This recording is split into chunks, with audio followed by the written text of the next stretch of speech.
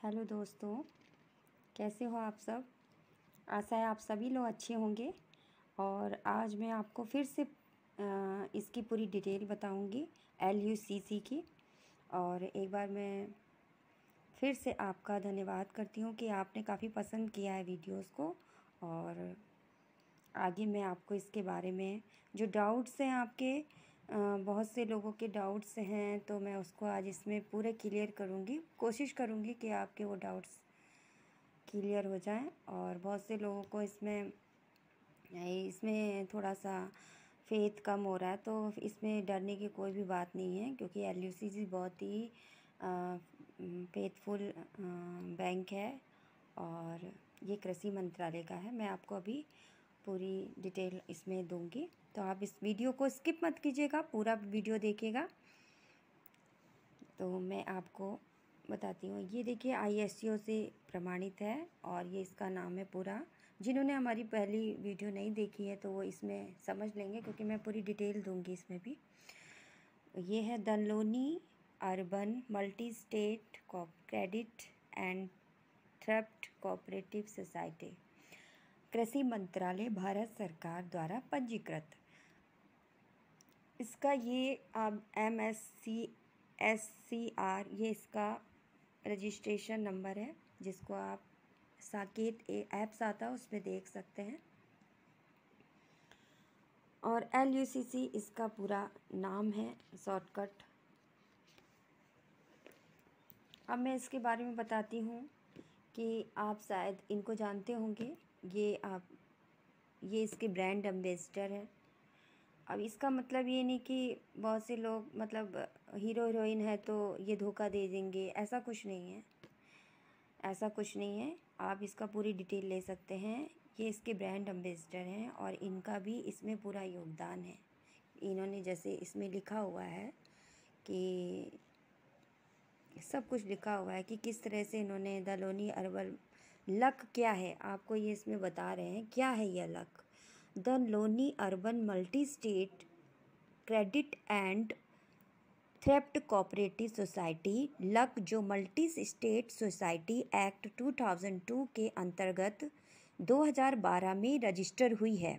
जब कोई बड़ी इमारत नज़र नहीं आती तो आंखें चकाचौंध हो जाती हैं, लेकिन उसके पीछे जो कई सालों की मेहनत होती है वह कोई नहीं जान पाता। हमने भी जब 4 साल पहले शुरुआत की थी तब रास्ते आसान नहीं थे, मुश्किलों के पहाड़ थे सामने। तो ये होता है, लेकिन आज ये बहुत अच्छी ग्रोथ पे है, बहुत अच्छी उसमें है, अब बैंकिंग में आ गई है। तो मेरे प्यारे दोस्तों, आप इसमें बिल्कुल भी डरिए नहीं, अपना पूरा इन्वेस्टमेंट इसमें कर सकते हैं। मैं आगे भी आपको पूरी डिटेल इसमें देती हूँ, इसमें क्या क्या प्लान्स हैं, क्योंकि मैंने प्लान्स की शायद जिन्होंने वीडियोस नहीं देखे हैं पहले, उनको सारे प्लान्स की वीडियोस तो मैंने नहीं बनाई हैं, लेकिन मैं आज आपको सारी इसके बारे में बता रही हूँ कि ये पैसा कैसे देती है और किस तरह से आपको देती है। मेरे प्यारे दोस्तों, आप देखिए LUCC, ठीक है, प्रोसीजर एज पर लॉ। लक भारत सरकार के कृषि मंत्रालय द्वारा मान्यता प्राप्त एक multi state credit cooperative society है। लक अपने पैसे का उपयोग कहाँ करती है? यह सोसाइटी अपने पैसे को ऐसी लाभकारी योजनाओं में लगाती है जो क्रेडिट कोऑपरेटिव सोसाइटी कानून अथवा सोसाइटी एक्ट के मुताबिक हो। क्या सोसाइटी में हमारा निवेश सुरक्षित है? जी हाँ। भारत ने क्रेडिट कोऑपरेटिव सोसाइटी में सदस्यों के निवेश की सुरक्षा के लिए कठोर कानून और नियम बनाए हैं। तो दोस्तों, आप जैसे देख रहे हैं कि सच में प्रभु यहाँ इंडिया में भारत सरकार ने बहुत ही कड़े नियम बना रखे हैं। Luck multi state credit cooperative society act 2002 के तहत अपने सदस्यों के बीच काम करती है तथा भारत सरकार के कानून और नियमों का पूर्ण रूप से पालन करती है। यह सोसाइटी अपने सदस्यों से RD FD और बचत खाता के रूप में रकम स्वीकार कर सकती है तथा ज़रूरत पड़ने पर उन्हें लोन भी दे सकती है। लक बैंक से ज़्यादा इंटरनेट कैसे देती है? लक बैंक से ज़्यादा इंटरेस्ट कैसे देती है? सॉरी दोस्तों, इंटरनेट बोल दिया था, सॉरी। लक बैंक से ज़्यादा इंटरेस्ट कैसे देती है? एक बैंक में किसी भी रूप में जितनी भी धनराशि जमा होती है उसका तकरीबन 1/3 हिस्सा उस बैंक को रिजर्व बैंक के पास SL, RR और CRR के तौर पर रखना पड़ता है। इसके अलावा उस बैंक को अपनी मुनाफे पर सरकार को इनकम टैक्स भी पे करना पड़ता है। आ रही समझ में कि इनको क्या करना पड़ता है कि बैंक को अपने मुनाफे पर सरकार को इनकम टैक्स भी पे करना पड़ता है। इस तरह एक बैंक के पास 100 में से 65 रुपये बचते हैं जिनसे वो व्यापार करते हैं। लेकिन क्रेडिट कोऑपरेटिव सोसाइटी को ना तो किसी तरह का कोई टैक्स देना पड़ता है और ना ही रिजर्व बैंक के पास रिजर्व फंड रखना पड़ता है। यानी कोऑपरेटिव सोसाइटी 100% जमा धन राशि से व्यापार कर सकती है, जिसके कारण उसे बैंकों से ज़्यादा प्रॉफिट होता है। इसके अलावा हमारी सोसाइटी वैधानिक परिस्थितियों के अनुसार रियायती दरों पर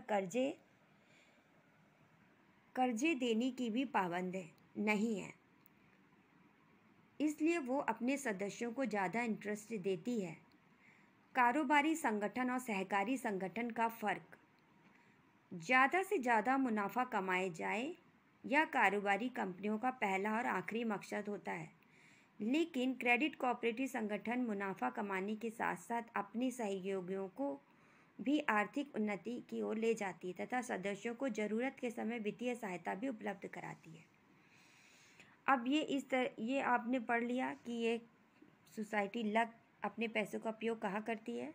क्या सोसाइटी में हमारा निवेश सुरक्षित है? तो जी हाँ, भारत सरकार ने क्रेडिट कोऑपरेटिव सोसाइटी में सदस्यों के निवेश की सुरक्षा के लिए कठोर कानून और नियम बनाए हैं। ये आप समझ चुके होंगे दोस्तों।